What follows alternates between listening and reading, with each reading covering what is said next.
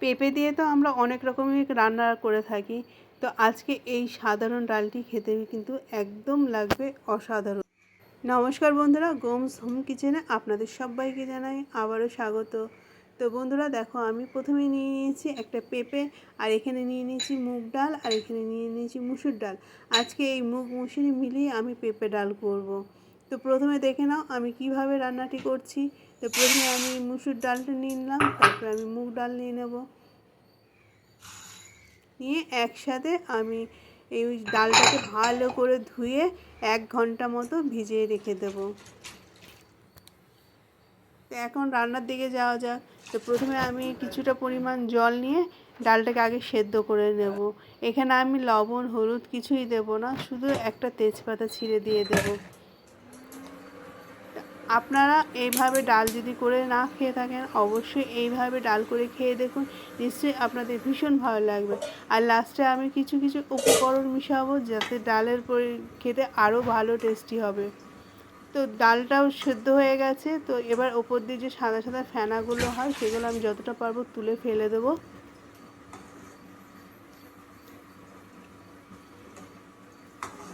এই পেঁপে ডাল খেলে পেট অনেক ঠান্ডা থাকে এবং শরীরের জন্য খুব উপকারী।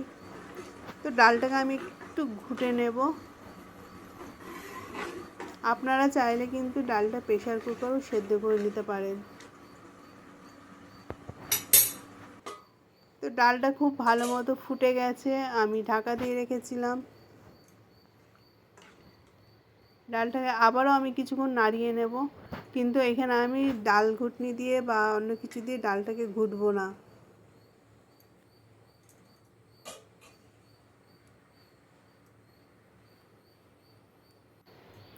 ডালটা সুন্দর ফুটে গেছে, আর এখানে দিয়ে দেবো আমি কেটে রাখা পেঁপেগুলো দেখতেই পাচ্ছেন বন্ধুরা, আমি ছোট ছোট কিউব কিউব করে কেটে নিয়েছি। আপনারা আপনাদের পছন্দ মতো কেটে নিতে পারেন। তো এবার আমি ডালের মধ্যে পেঁপেগুলো দিয়ে দিলাম, আর একটু নাড়াচাড়া করে নেব। আর এখানে আমি দিয়ে দেবো এখন 1 চামচ গুঁড়ো হলুদ। আমি লবণটা পরেই ব্যবহার করব, এখনও কিন্তু আমি লবণ দিইনি। দিয়ে এবার আমি আবার কিছুক্ষণ ঢাকা দিয়ে রাখবো। আর এখানে যদি পরিমাণ মতো জল দিতে হয়, আপনারা আরেকটু জল দিয়ে দেবেন। আমি 1 কাপ মতো জল দিয়ে দিলাম, যেহেতু আমি ডালটা একটু ঘন রাখবো।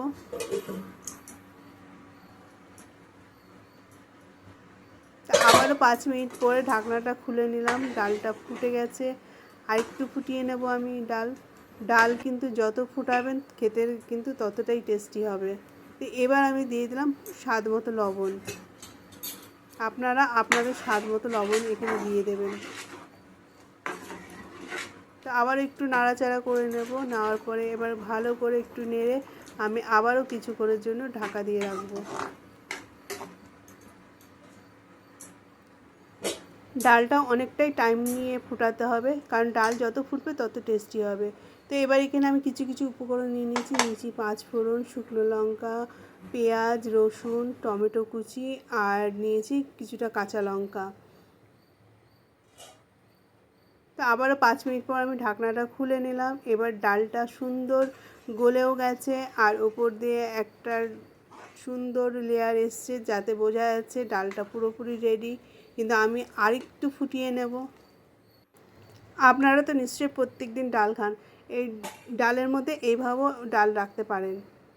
তো এবার আমি দিয়ে দেবো কেটে রাখা টমেটোগুলো আর কাঁচা লঙ্কা। আর 5 মিনিট মতো আমি একটু ফুটিয়ে নেব, যেহেতু টমেটোগুলো একটু নরম হবে আর কাঁচা লঙ্কাগুলো একটু নরম হবে। আমি সবাইকে অনুরোধ করব এইভাবে একবার ডাল বানিয়ে খেতে।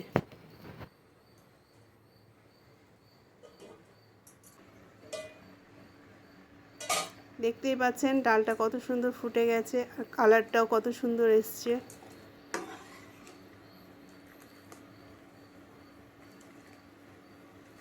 এইভাবে অবশ্যই আপনারা বাড়িতে একবার ডাল বানিয়ে খেয়ে দেখবেন। এই পেঁপে ডাল খেতে কিন্তু দুর্দান্ত লাগে। আর বন্ধুরা, আমার এই রেসিপিটা কেমন লাগলো অবশ্যই কমেন্ট বক্সে জানাবেন। আর ডালটা আমার হয়ে গেছে, এবার আমি ডালটা নামিয়ে নিয়ে অন্য একটা হাঁড়ি বসিয়ে দেব। তো এবার আমি এর মধ্যে কিছুটা পরিমাণ সর্ষের তেল নিয়ে নিলাম, আপনারা চাইলে সাদা তেলও দিতে পারবেন। তো এখানে আমি 2টো শুকনো লঙ্কা ফাটিয়ে দিয়ে দিলাম আর দিয়ে দিলাম 5 ফোড়ন। তো একটু নাড়াচাড়া করে নেব। যখন একটা সুন্দর গন্ধ বার হবে তখন আমি দিয়ে দেব রসুন কুচি। আমি সাধারণত ঘরোয়া রান্নায় শেয়ার করে থাকি, আপনাদের যদি ভালো লাগে তবে সাবস্ক্রাইব করে পাশে থাকবেন। এবার দিয়ে দিলাম রসুন, বেশ কিছুটা পরিমাণ আমি রসুন দিয়ে দিলাম, কারণ ডালের মধ্যে রসুনটা খেতে ভালো লাগে। আর যারা নিরামিষ দিনে করতে চান তারা রসুন পেঁয়াজটা স্কিপ করে দেবেন। তো রসুনটা একটু আমি লালচে লালচে করে নেব।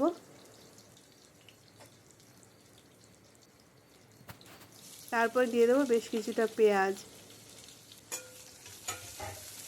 পেঁয়াজটা আমি ভালো করে নাড়াচাড়া করে নিয়ে একটু লালচে লালচে করে নেব।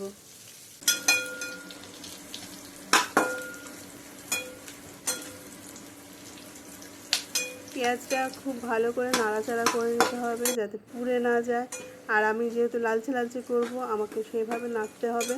প্রথমেই আপনাদের বলেছিলাম শেষে একটা জিনিস দেবো, খেতে আরও বেশি ভালো লাগবে। তো এই তরকারির মধ্যেই আমি দিয়ে দিলাম ধনেপাতা। আপনারা যদি ঝাল খেতে চান এখানে কিছুটা কুচনো কাঁচা লঙ্কাও দিতে পারেন, তাতে কিন্তু তার স্বাদ আরও বেড়ে যায়। তো এবার আমি ডালটা দিয়ে দেবো। ডালটা দিয়ে আমি কিছুক্ষণ ঢাকা দিয়ে রাখবো। তো বন্ধুরা, আমার এই রেসিপিটা যদি ভালো লাগে অবশ্যই কমেন্ট করবেন আর একটা লাইক দিয়ে দেবেন। আর যদি ভালো লাগে তাহলে বন্ধু করে পাশে থেকে যাবেন। তো বন্ধুরা, সবাই ভালো থাকবেন, সুস্থ থাকবেন আর সবাই বাড়িতে একবার এইভাবে পেঁপে ডাল বানিয়ে খেয়ে দেখবেন। আশা করি আপনাদের ভালো লাগবে। গরম ভাত বা রাতেরবেলায় রুটি দিয়েও এই ডাল খেতে ভীষণ ভালো লাগবে। তো আমার এই রেসিপিটা আপনাদের কেমন লাগলো জানাতে ভুলবেন না।